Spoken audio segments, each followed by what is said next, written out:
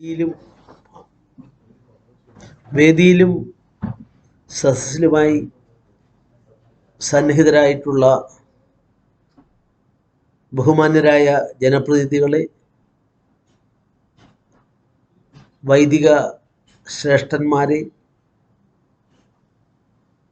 വിശിഷ്ട വ്യക്തികളെ, സഹോദരി സഹോദരന്മാരെ, എല്ലാവർക്കും എൻ്റെ വിനീതമായ നമസ്കാരം.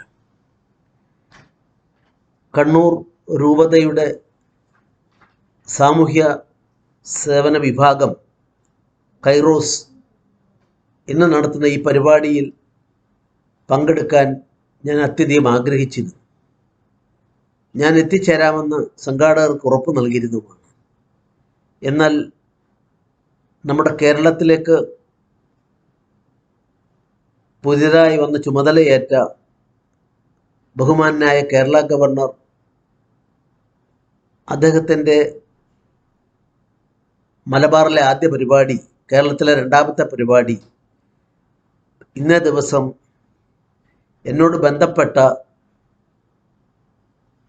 ഒരു പരിപാടിക്കായി നൽകാമെന്ന് അദ്ദേഹം സമ്മതിക്കുകയും അതനുസരിച്ച് ഇന്ന് കോഴിക്കോട് എൻ്റെ 250ാമത് പുസ്തകം അദ്ദേഹം അവിടെ ആ പരിപാടിയിൽ റിലീസ് ചെയ്യുന്നു.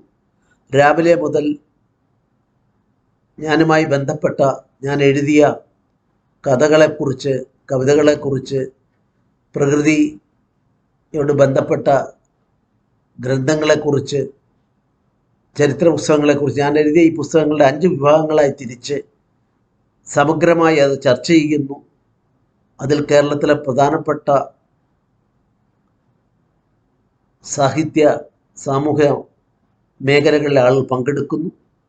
അതിനുശേഷം 3 മണിക്ക് എഴുത്തിൻ്റെ 50ാം കൊല്ലം പൂർത്തിയാക്കുന്ന എന്നോടുള്ള ആദരവ് അവർ പ്രകടിപ്പിക്കാനായി ഉള്ള പരിപാടി ബഹുമാനപ്പെട്ട കേരള ഗവർണർ ഉദ്ഘാടനം ചെയ്യുന്നു. അതിൽ 3 പേരാണ് പ്രാസംഗികരായിട്ടുള്ളത്. ഒന്ന് പരിശുദ്ധ കാതോലിക്ക ബാബ തിരുമേനി, അദ്ദേഹം പങ്കെടുക്കുന്നു. മറ്റൊന്ന് കാന്തപുരം അബൂബക്കർ മുസ്ലിയാർ പങ്കെടുക്കുന്നു. സ്വാമി ചിദാനന്ദപുരി പങ്കെടുക്കുന്നു. അങ്ങനെ ഒരു വലിയ പരിപാടി അവിടെ നടക്കുന്ന സാഹചര്യത്തിലാണ് എനിക്ക് അവിടെ നിന്ന് നേരിട്ട് എത്തിച്ചേരാൻ സാധിക്കാഞ്ഞത്. ഈ അവസരത്തിൽ എനിക്കുണ്ടായ ഈ പരിമിതി നിങ്ങളെല്ലാവരും പൊറുക്കണം. എല്ലാവരും ഇക്കാര്യത്തിൽ ഞാൻ ബോധപൂർവം വരുത്തിയ വീഴ്ചയല്ല എന്ന് കരുതണമെന്ന് ഞാൻ അപേക്ഷിക്കുകയാണ്. കൈറോസ്, പ്രത്യേകിച്ച് കണ്ണൂർ രൂപതയെ സംബന്ധിച്ചിടത്തോളം ആ രൂപതയുടെ ഒട്ടേറെ സേവന പ്രവർത്തനങ്ങളെപ്പറ്റി മനസ്സിലാക്കാൻ കഴിഞ്ഞിട്ടുള്ള ഒരാളാണ് ഞാൻ. തീർച്ചയായും ഈശ്വര സേവനമെന്നാൽ അത് പാവപ്പെട്ടവർക്ക്, അഗതികൾക്ക്, നിസ്സഹായരായ ആൾക്കാർക്ക്, അത്തരം ആളുകൾക്ക് വേണ്ടിയുള്ള പ്രവർത്തനമാണ്. ആ സേവനമെന്ന് പ്രഖ്യാപിച്ചുകൊണ്ടാണ് കത്തോലിക്ക സഭ ആഗോള വ്യാപകമായി ഇപ്പോൾ അവരുടെ നിലപാട് സ്വീകരിച്ച് മുന്നോട്ട് പോകുന്നത്.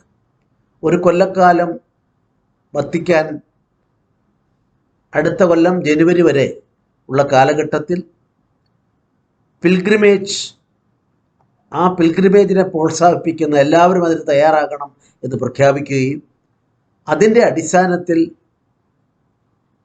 പിൽഗ്രിമേജ് സെൻ്ററുകളിൽ അത് വത്തിക്കാൻ ആകണമെന്ന് മാത്രമല്ല, എവിടെ വേണേ പോകാം എന്നുള്ള നിലയിൽ ഫോക്കസ് ചെയ്യുകയാണ്.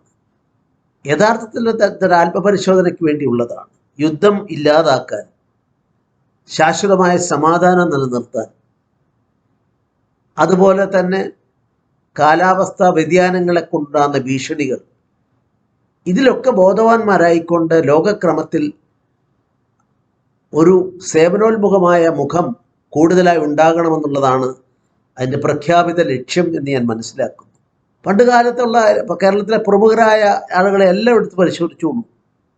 അവരൊക്കെ അഴീക്കോട് സാറായാലും, കവി മധുസൂദൻ നായരായാലും, OV വിജയനായാലും, അതുപോലുള്ള ആളുകളെ എല്ലാം പട്ടിക പരിശോധിച്ചാൽ, പി പരമേശ്വരി, എൻ്റെ താത്വിക ആചാര്യനായിരുന്ന പരമേശ്വരി ഉൾപ്പെടെയുള്ളവർ SP കോളേജിൽ പഠിച്ച് അങ്ങനെ വന്ന ആളാണ്. ഇവരെല്ലാം അത്തരം സ്ഥാപനങ്ങളിൽ പഠിക്കുകയും അധ്യാപകരാകുകയും ഒക്കെ ചെയ്തവരാണ്. ആ കഴിവുള്ള ആളുകളൊക്കെ അധ്യാപകരായി വരുമ്പോൾ അവരുടെ ഏത് ക്രിസ്ത്യാനിയാണോ ഹിന്ദുവാണോ അല്ല ഇന്ന സമുദായക്കാരാണോ നോക്കിയിട്ടാണോ അവരെയൊക്കെ അധ്യാപകരായി അന്ന് സ്വീകരിച്ചത്? ഇന്നൊരുപാട് മാറ്റം വന്നിട്ടുണ്ട്. ആ മാറ്റം പലപ്പോഴും അതിൻ്റെ അംശങ്ങൾ ഗുണകരമായി മാറട്ടെ എന്ന് ഞാൻ പ്രാർത്ഥിക്കുന്നയാളാണ്. അപ്പോൾ ഈ സേവനത്തിലൂടെ പ്രത്യേകിച്ച് വിദ്യാഭ്യാസ മേഖല, ആതുരാലയങ്ങൾ, ഈ മേഖലകളിൽ മതവിവേചനം കൂടാതെ എല്ലാവരെയും അവർക്ക് വേണ്ട സൗകര്യങ്ങൾ ഒരുക്കി കൊടുത്തുകൊണ്ട് അവരെ എല്ലാം സഹർഷം സംശീകരിച്ച ചരിത്രമുള്ള കത്തോലിക്ക സഭയുടെ അല്ലെങ്കിൽ ക്രിസ്തീയ ആദ്യകാലത്തെ ഗുണ്ടർ ഉൾപ്പെടെയുള്ള ആളുകളെയൊക്കെ ഞാൻ എപ്പോഴും ഓർക്കാറുള്ളതാണ്.